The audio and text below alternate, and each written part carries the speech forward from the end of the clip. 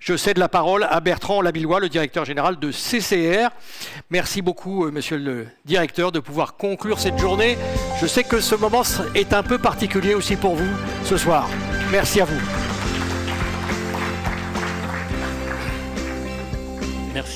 Merci beaucoup Gilles. Les meilleures choses ont une fin.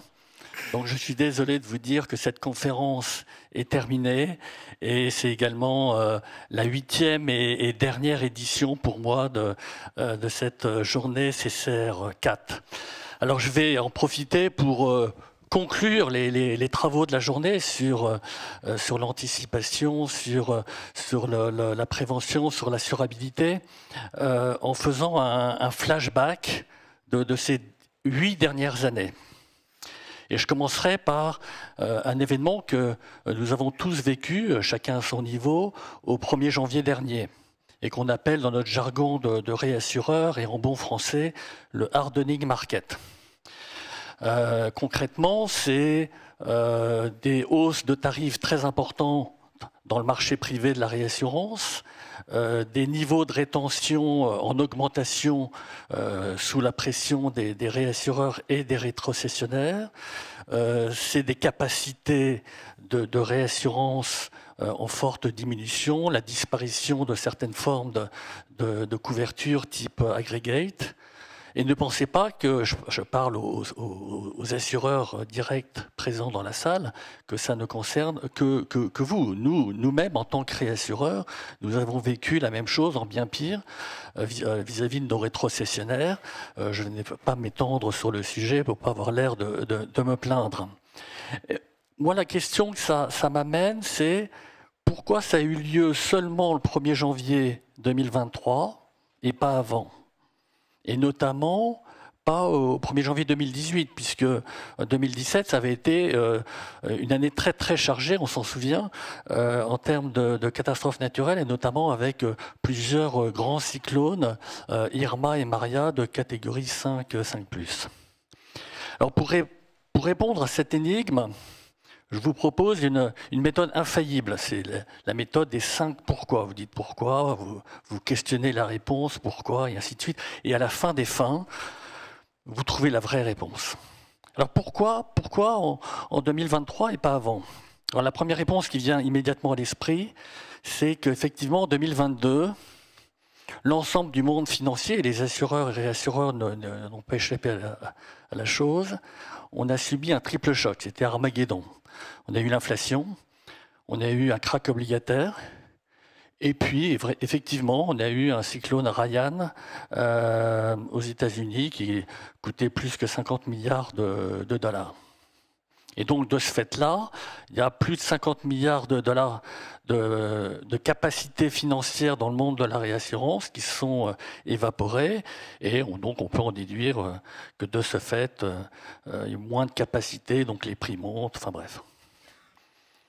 En même temps, je ne suis pas très convaincu de voir cette réponse parce qu'il y a des capitaux en abondance sur les marchés financiers, notamment après toute la politique du quantitative easing. Et la plupart des réassureurs sont cotés, et puis vous avez des mécanismes qui permettent de brancher directement la réassurance sur les marchés financiers. Donc, pourquoi on n'a pas été chercher des capitaux sur les marchés financiers? Et en fait, la réponse est que quand vous regardez le price to book des grands réassureurs cotés, il était assez faiblard quand il n'était pas inférieur à 1. Donc forcément, ce genre d'opération, c'est dilutif, et donc les actionnaires y mettent un veto. Donc ça pose une autre question, pourquoi le price to book était inférieur à 1? Et en fait, vous regardez la chronique des résultats, le track record des réassureurs privés sur les 5-10 dernières années, bien, ils ne rémunèrent pas le capital, tout simplement. Et d'ailleurs, certains, de façon assez taquine, font remarquer que l'assurance directe paye mieux, enfin, est plus rentable que la réassurance, ce qui est pas banal. D'où la question, pourquoi la réassurance n'est pas si profitable que ça? Et en fait, moi, ce qui m'avait vraiment surpris quand je suis arrivé à la tête de CCR, et 2015, 2016, 2017, on arrivait à Monaco, deuxième semaine de septembre, et à l'époque, vous aviez un grand assureur français qui plaçait son traité tempête au 1er octobre, je crois, qui renouvelait son traité tempête au 1er octobre. Donc on arrivait à Monaco et on connaissait la tendance du marché à travers le prix qu'il avait obtenu sur ce traité tempête. Et chaque année, c'était des baisses à 2 chiffres. Et je me disais, mais comment ça se fait? Enfin, il n'y a pas une seule industrie où chaque année, les prix baissent de plus de 10%. Enfin, c'est insensé. Et ça amène une autre question. Pourquoi on a accepté ces baisses de prix pendant plusieurs années alors que on connaît bien la réalité du changement climatique. On connaît bien l'impact entre le changement climatique et les catastrophes naturelles, et le coût des catastrophes naturelles. On sait bien qu'il y a un lien qui est même non linéaire, je vais pas m'étendre. Et là, j'arrive à la réponse finale, finalement, qui est assez embarrassante, qui est qu'on a eu collectivement, et je m'inclus dedans, une forme de déni collectif non pas du changement climatique, mais de son effet sur le coût des catastrophes naturelles et sur l'assurabilité des risques. Et je peux vous en donner plusieurs exemples. On a eu ces dernières années, ces 4-5 dernières années, des phénomènes de grêle très très violents à répétition en Italie.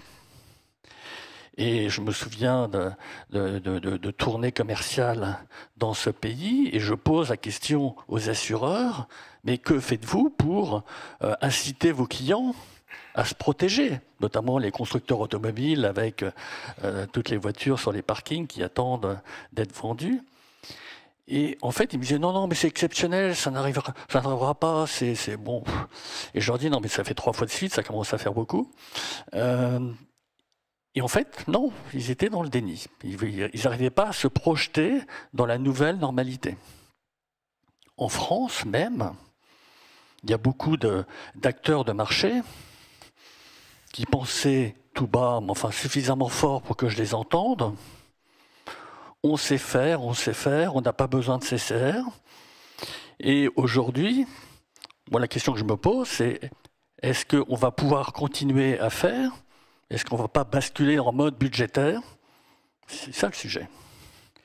En Allemagne, après les grosses inondations de 2014, j'interrogeais d'anciens collègues de la fédération allemande, le GDV, sur est-ce qu'ils envisageaient de mettre en place un système à l'égal du système français.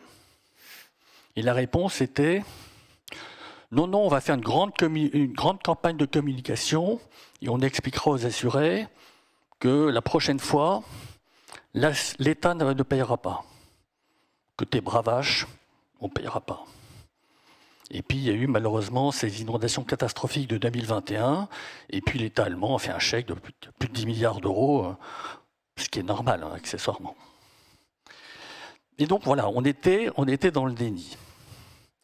Alors, ce que l'Allemagne fait, enfin, la façon dont l'Allemagne traite le sujet, elle peut se le permettre. Elle a les finances publiques pour. Ce n'est pas le cas de tout le monde. Moi, je pense quand même que la situation française, le système français, a ceci de méritoire, que ça permet d'intégrer le coût des catastrophes naturelles, le coût du changement climatique dans le prix de l'assurance, et donc d'influer sur les décisions des acteurs économiques. Alors, puisque j'ai mentionné le régime CatNat, et puisque nous sommes encore dans l'année du 40e anniversaire de ce régime qui a été instauré par la loi du 13 juillet 1982, quelques mots sur ce régime. Le bilan est globalement positif, on peut le dire. Ça a permis à tous les ménages et toutes les entreprises françaises de s'assurer à un tarif raisonnable et d'être indemnisés dans des conditions satisfaisantes, notamment en termes de rapidité. Pour les assureurs eux-mêmes, c'est une garantie notamment, et on l'a bien vu au 1er janvier, d'avoir un tarif et des capacités stables d'une année sur l'autre, et c'est quand même assez confortable. Pour l'État aussi, puisque l'État, sur 40 ans, n'a jamais dû mettre la main à la poche pour payer les conséquences d'une grosse catastrophe naturelle sur les dommages assurés. Alors, on a évoqué tout à l'heure le caillou dans la chaussure des sinistres liés au retrait-gonflement des argiles. C'est vrai. Et il y a eu beaucoup d'initiatives récentes pour essayer d'améliorer la situation en la matière. Il y a un deuxième bémol. C'est que si je regarde la situation sur la période très récente, le régime, aujourd'hui, si on est honnête avec nous-mêmes, il est structurellement en déficit technique. Alors ça ne se voit pas. Ça ne se voit pas parce que les réserves de CCR sont tellement importantes que ça génère des résultats financiers qui viennent compenser. Donc chaque année, les comptes que l'on publie sont tout à fait justes. Je veux dire, effectivement, CCR fait un bénéfice chaque année, c'est juste. Mais ce bénéfice, c'est beaucoup de financiers qui vient masquer un résultat technique déficitaire. Alors je ne vais pas développer les raisons de ce déficit technique, vous les avez déjà comprises. Il y a le fait que le coût de la garantie de l'État a été relevé massivement de 10 à plus de 100 millions d'euros et que ça n'a pas été répercuté dans la surprime. Vous avez l'effet du dérèglement climatique, et notamment sur le coût de la sécheresse. Le coût de la sécheresse est le double de ce qu'il était historiquement sur période longue. Et ça ne va pas s'améliorer parce que et c'est tant mieux pour les assurés, les modifications apportées par les lois Baudu, par l'ordonnance 3DS, vont améliorer l'indemnisation à hauteur de plusieurs centaines de millions d'euros. Et je ne parlerai pas d'autres propositions de loi. Donc on est dans une situation où déjà aujourd'hui, et plus encore demain, on est dans une situation structurellement déficitaire. Avec une conséquence que l'on voit assez facilement dans le bilan de l'entreprise, qui est que les réserves de CCR s'assèchent d'année en année. Il y a 8 ans, CCR pouvait couvrir seul, sans faire appel à la garantie de l'État, un sinistre de 5,6 milliards d'euros. 5,6 milliards d'euros, à l'époque, ça correspondait à une catastrophe naturelle de période de retour 40 ans à l'échelle du marché. Fin de l'année dernière, cette année, on est capable de couvrir une catastrophe naturelle de coût à l'échelle du marché 3,8 milliards, je crois. Période de retour 20 ans. Période de retour 20 ans, mais du fait des modifications législatives et réglementaires dont j'ai parlé, qui vont induire un renchérissement du coût des catastrophes naturelles pour CCR, ça sera plutôt une période de retour de 10 ans, on va dire. Et puis avec l'effet du changement climatique, ces mêmes réserves, à horizon 2050, nous permettraient de faire face à une catastrophe de période de retour 5 ans. Et là, vous voyez bien le problème qui se pose. C'est-à-dire que la pertinence même du modèle peut être mise en question. C'est-à-dire si on fait appel trop souvent à la garantie de l'État, voilà, on peut questionner l'utilité de tout ce dispositif, dont le bilan est malgré tout très très positif. Alors que faire et quelles sont les perspectives pour les années à venir? Moi, je crois que, en tout premier lieu et à assez court terme, il faut déjà quelques ajustements, ne serait-ce que pour assurer la rentabilité courante du régime, l'équilibre courant du régime. Ça, c'est la première chose. Mais ça ne suffit pas. Je ne vais pas vous faire un programme très détaillé. Je pense qu'il faut revenir à 2 principes fondamentaux de ce dispositif CatNat. Le premier, c'est la mutualisation solidaire. La mutualisation solidaire, c'est vraiment le cœur et la particularité de ce régime CatNat. et elle est potentiellement en danger parce que vous pouvez pas, enfin, l'acceptabilité sociale, politique de ce régime où on fait payer des gens qui ne sont pas exposés ou très peu pour couvrir d'autres qui le sont plutôt beaucoup, voire énormément, n'est valable que si le déséquilibre n'est pas trop grand. Et donc on ne peut pas se permettre d'avoir des zones du territoire qui sont trop régulièrement déclarées en état de catastrophe naturelle. Et donc il y a plusieurs leviers pour agir. Il faut revenir au principe que le régime CatNat est fait pour couvrir des événements exceptionnels. Alors on peut prendre une période de retour décennale ou quinzenale ou vingtenale, enfin, je ne sais pas, mais il faut définir une période de retour et s'y tenir. Et s'y tenir en tenant compte de la dérive climatique. C'est ça la difficulté. Et il faut également mettre en place les politiques de prévention des risques, éventuellement complétées par des politiques d'expropriation et surtout par des politiques, par un renforcement des politiques d'autorisation de permis de construire pour éviter que de plus en plus de zones du territoire soient trop régulièrement touchées et donc inassurables. Et le deuxième principe fondateur qui est très important et auquel il faut s'attacher, en tout cas s'attacher à le rétablir, c'est le préfinancement des dommages liés aux catastrophes naturelles.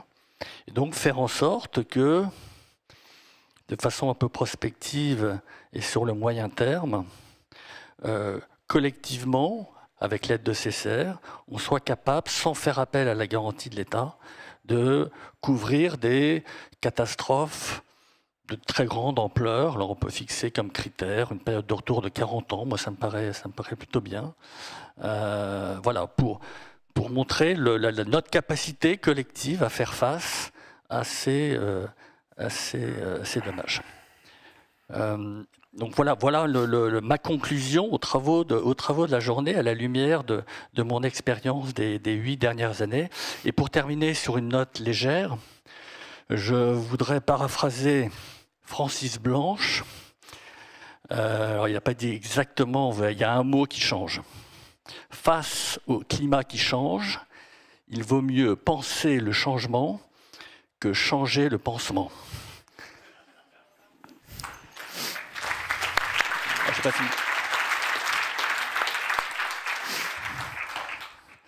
Alors voilà, j'en ai fini avec ces conclusions et je passe aux remerciements. Alors je vais faire un flashback. Donc je vais remercier d'abord dans la durée et puis ensuite pour la journée d'aujourd'hui. Alors dans la durée, je voudrais remercier mon alter ego, Laurent Montador. Laurent a cet avantage sur moi que lui a vécu les 14 journées CCR4 et il a beaucoup contribué à leur développement, à leur enrichissement. Mais pas que. Et avec lui et avec toutes les équipes, nous avons fait de grandes choses. Donc merci Laurent, je ne le vois pas, mais bon, peu importe.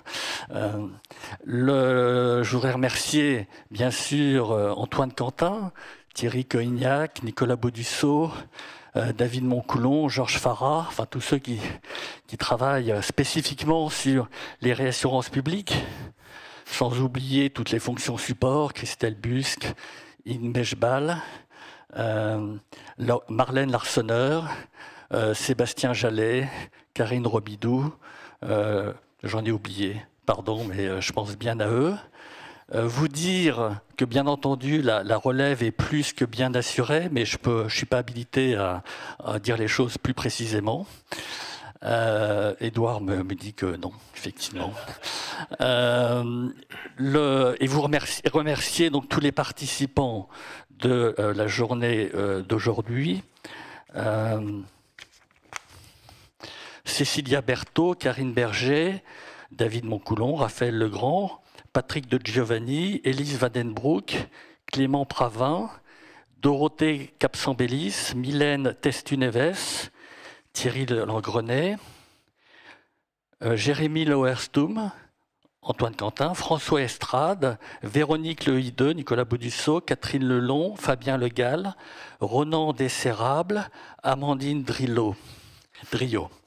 Remercier également la technique, l'organisation de cette journée autour d'Aurélia Jourdi, avec les deux Frédéric, Enguy, Paul, Claire, et vous remercier, vous Gilles, pour avoir brillamment, comme toujours, animé cette journée. Et merci à tous pour votre présence et votre participation au débat. Merci. Merci à vous.